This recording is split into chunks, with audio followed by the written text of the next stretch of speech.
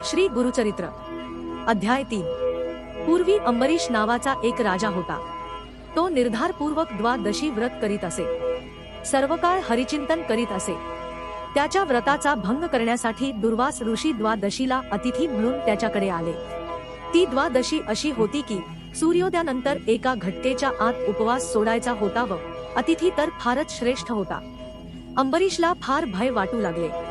पारणे नीट पार पडेल की नाही अशी शंका वाटू लागली। दुर्वास ऋषी येताच अंबरीशाने त्यांना नम्रपणे वंदन करून पाद्य अर्घ्य इत्यादी देऊन त्यांची यथोपचार पूजा केली।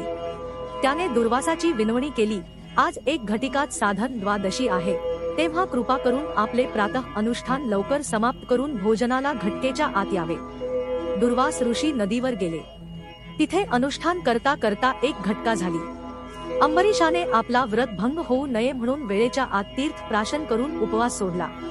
त्याने ऋषीच्या भोजनासाठी उत्तम पक्वाने केली होती। तोच दुर्वास ऋषी आले।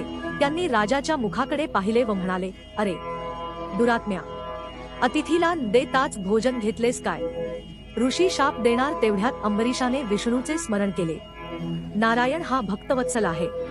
तो अंबरीशाचे रक्षण करण्यासाठी धावून आला। दुर्वासांनी अंबरीशाला शाप दिला, तुला प्रत्येक योनीत याप्रमाणे जन्म घ्यावे लागतील। तोच विष्णू अंबरीशाजवळ येऊन उभा राहिला। ऋषीचे वचन खोटे होणार नाही हे जाणून अंबरीशाने विष्णूचे चरण धरले।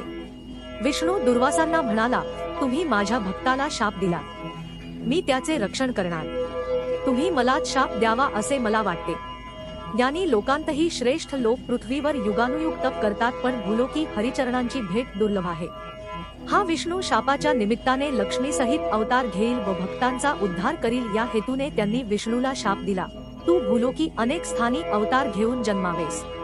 तुझे 10 अवतार प्रसिद्ध होतील। जगतपिता विष्णू याने आपल्या पुढील कार्यावर लक्ष ठेवून अशा प्रकारे शाप स्वीकारला। महाभारतात त्या दशावतारांची कथा, विष्णूंच्या अनंत स्वरूपांची कथा विस्ताराने दिलेली आहे।